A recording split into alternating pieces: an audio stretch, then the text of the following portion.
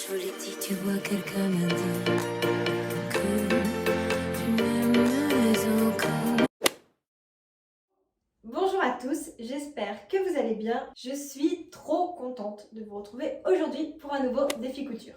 Pour celles et ceux qui ne me connaissent pas, je suis Solène de la chaîne L'élégance à la française, une chaîne où je vous partage mon évolution vers l'élégance et le savoir-vivre. Et comme je couds beaucoup, je croyais que c'était mon épi qui... Oui, en fait, il y a le bouquet derrière. Je croyais que c'était mes cheveux. Je me suis dit, mais qu'est-ce qui se passe? Là, je suis en train de parler avec une coiffure de lion. Mais non, je recommence.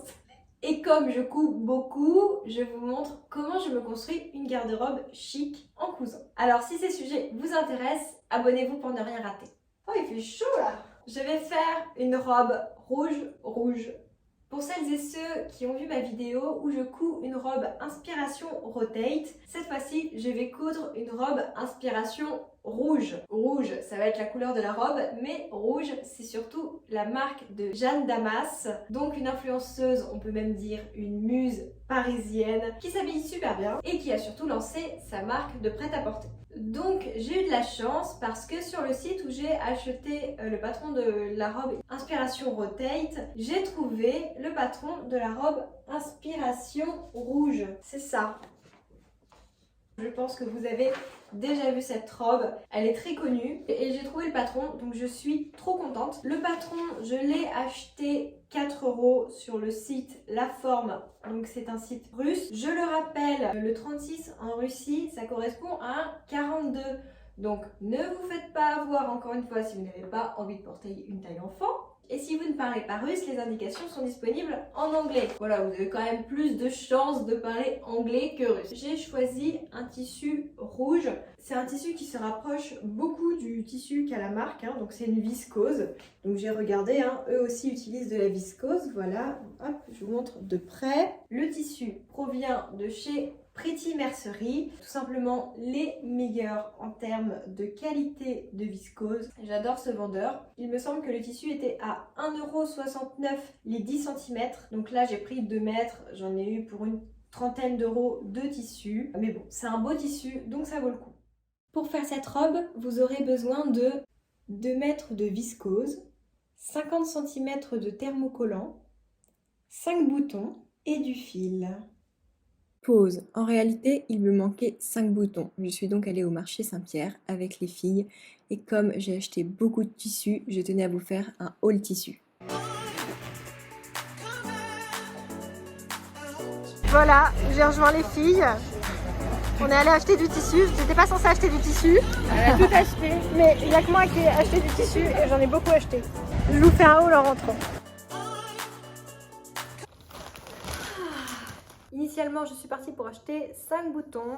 J'ai acheté 5 boutons et surtout 4 coupons. C'est pas bien. Bon, je vous montre. Le premier, je l'avais repéré la dernière fois, mais je n'avais pas assez de sous. Parce qu'en fait, j'ai une technique. C'est que quand je vais acheter du tissu, je prends uniquement du liquide, je ne prends pas ma carte bleue. Et heureusement, il était là, il m'attendait. Voilà, donc c'est un coupon comme ça. Je vais me faire une robe pour l'automne. Ça fait un mélange de Pucci et des 70s. C'est parfait. Voilà.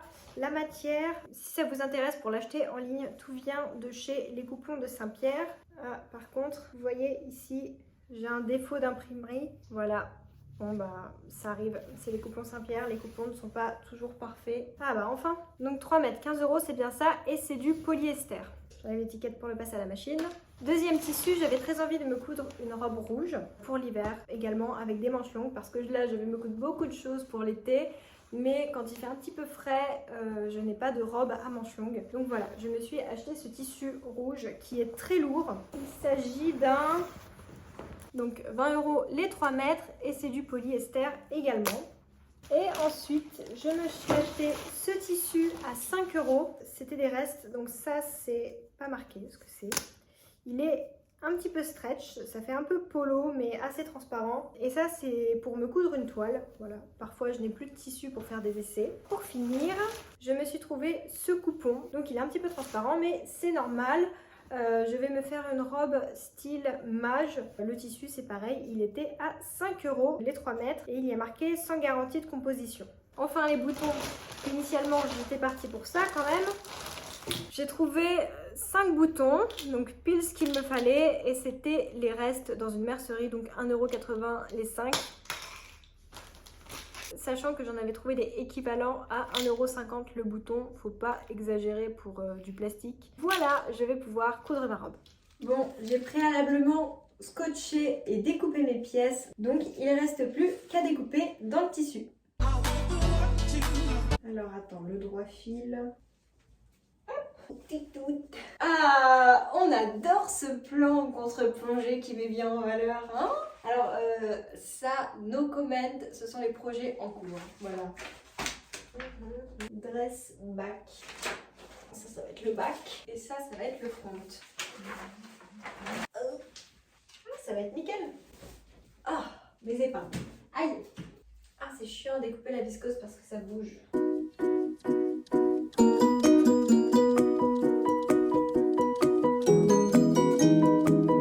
Les cisailles. J'ai un problème, je vous montre. Vous voyez, ça c'est mon empiècement. Je comprends pas pourquoi il y a ce truc là, sachant qu'après je vais devoir couper une bande qui va aller là. Aïe, je me suis mis un coup d'épingle dans le doigt. Alors, essayons de comprendre. Après avoir fixé le thermocollant avec, je ne sais pas ce que c'est, iron, couper un bout sur la marque ici. Je comprends pas. Vous voyez, là il part de la rough, excusez-moi pour mon accent, méthode. C'est pris en compte dans le patron. Ouais, donc c'est ça, d'accord, mais c'est quoi la rough méthode? Je vais regarder sur YouTube.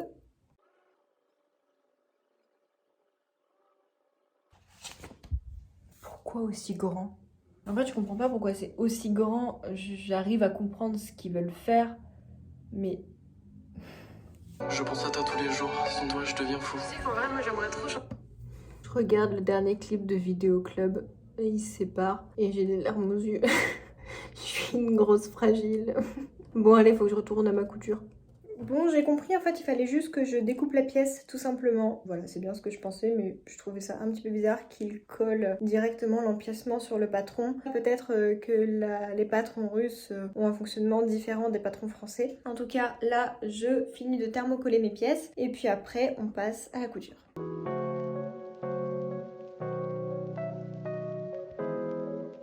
Donc là, je couds les pinces dans le dos, après je viendrai coudre les pinces devant.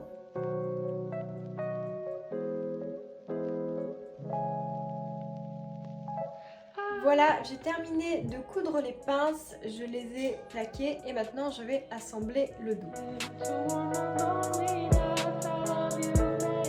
Tu sais, c'est toujours, mais vraiment toujours, au moment où tu filmes ton projet qu'il y a un truc qui ne va pas. À chaque fois que j'ai un problème avec la couture, c'est quand je filme. Ça me porte la poisse. Bon, allez, hop, je vais coudre ça à la surjetteuse. So for you, everything I do. Oh. Bon, maintenant on va s'attaquer aux manches. Il va falloir venir les froncer. La tête de manche, je vais venir froncer de ici à ici. Il faut que je vienne assembler mon devant et mon dos. Hop, donc j'assemble en haut. Qu'est-ce que je fais là? J'ai mis ma pièce à l'envers. Je me disais c'est bizarre. Bah oui, tu m'étonnes que c'est bizarre. Voilà, ça sera mieux comme ça tout de suite. Et je vais surjeter ça. Voilà, le devant et le dos sont assemblés. Maintenant, je vais venir prendre ma manche et j'ai plus qu'à la mettre à l'envers et venir joindre les bouts comme ça. Et donc là, ici, je répartis les fronces. Voilà, donc je viens surjeter tout là. Et voilà ce que ça donne. Donc ma manche est posée à l'intérieur. Et après, donc j'aurai ma manche comme ça. Et j'aurai plus qu'à venir sur l'envers et coudre ma manche là comme ça avec tout le côté de la robe. Voilà, tout d'un coup. Alors là, je pars en freelance total. Je ne suis absolument pas les indications et je vais même faire un truc différent pour la ceinture. J'ai vu ça sur TikTok, je vous montre, c'est trop bien cette astuce. En fait, ici, hop, on va venir plier en deux, on va venir coudre tout ça ici et après, je vous montre comment je fais.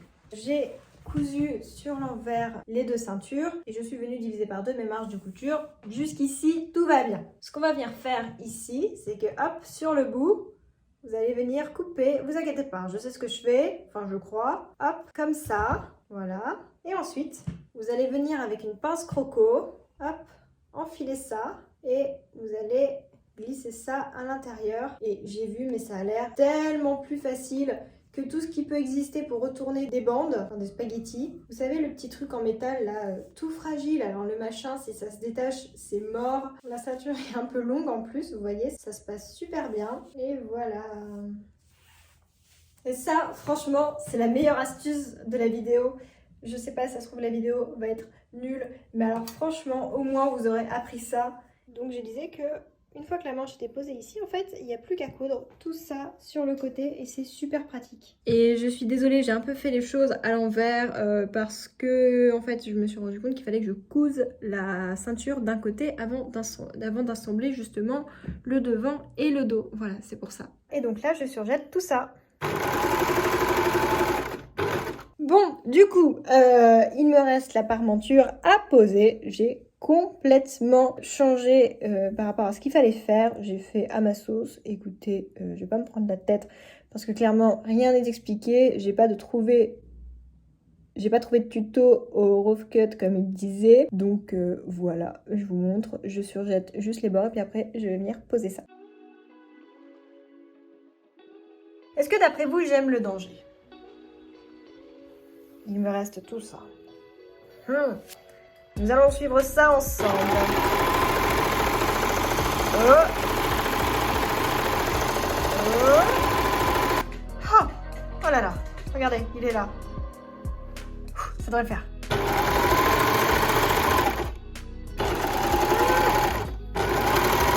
Oui.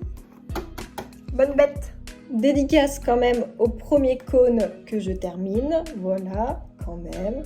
C'est quelque chose. J'ai envie de faire une blague à mon mec. Vous trouvez pas, ça fait cône de signalisation.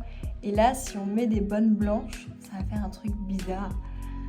Par contre, dans ces affaires, je suis tombée là-dessus, là. Par précaution, je cache le nom du vendeur. Mais Bibi, qu'est-ce que tu m'as prévu, là? Est-ce que ce serait pas mes slingbacks?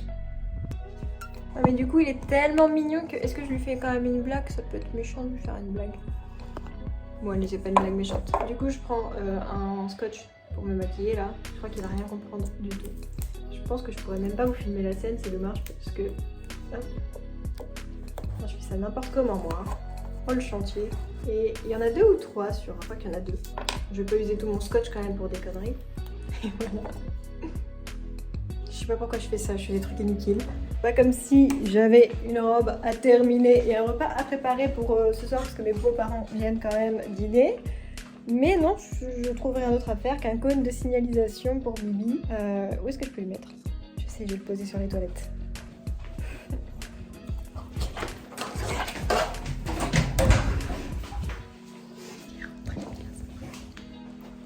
Coucou Bibi! Ça va?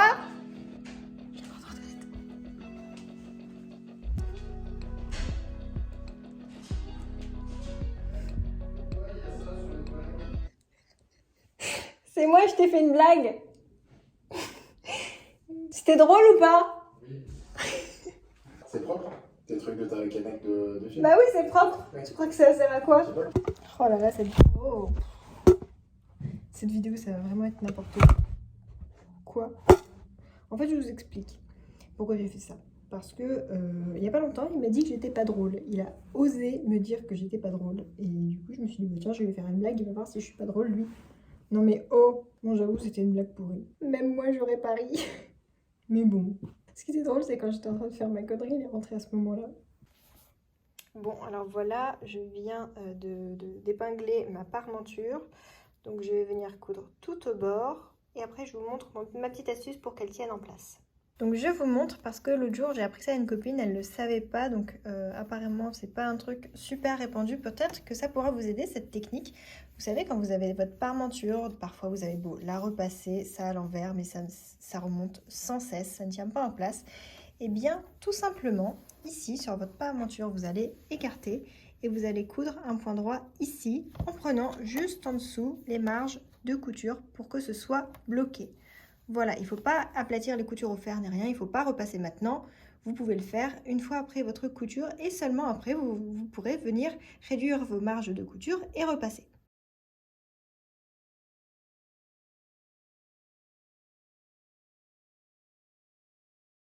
Donc je plie, hein, c'est super facile, ça vient se plier tout seul.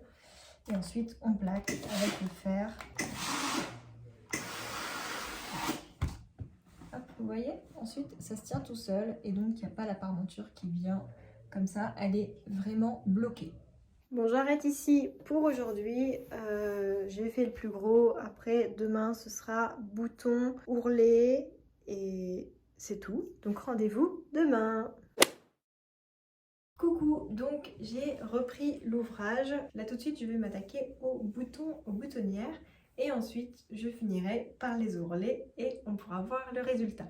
Pour ce faire, je prends mon côté avant. Appris qu'on est cancer, des points autour et d'eau désir, une fille au cœur immobile. Je vous montre, j'ai un problème, elle ne me va pas du tout. Regardez comme elle est grande en haut là.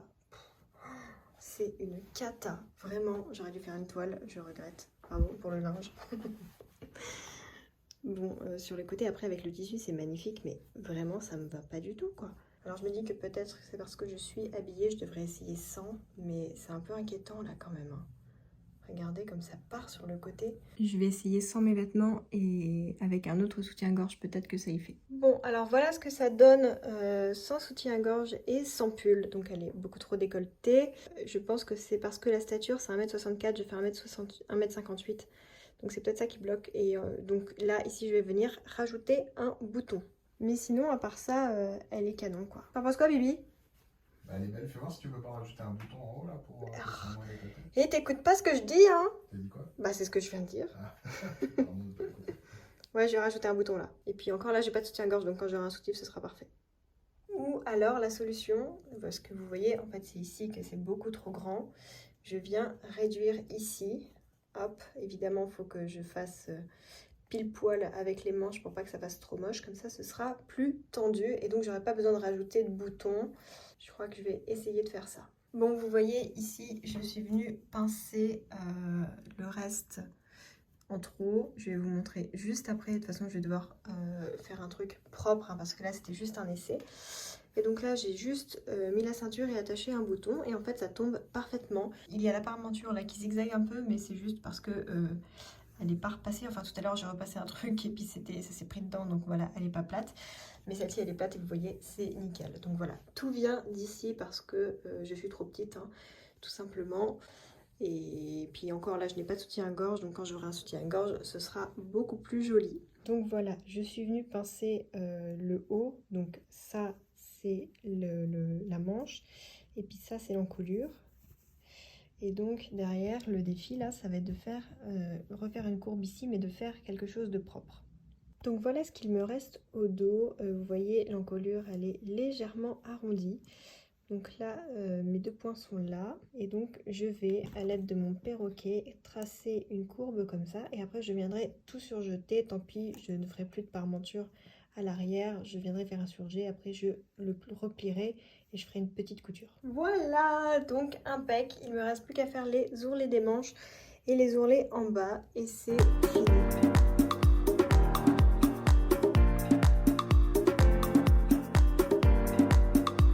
On me dit que nos vies ne valent pas grand-chose, elles passent en un instant comme fanent les roses. On me dit que le temps qui glisse est un salaud, que de nos chagrins il s'en fait des manteaux. Pourtant quelqu'un m'a dit que tu m'aimes encore. C'est quelqu'un qui m'a dit que tu m'aimes encore. Serait-ce possible alors?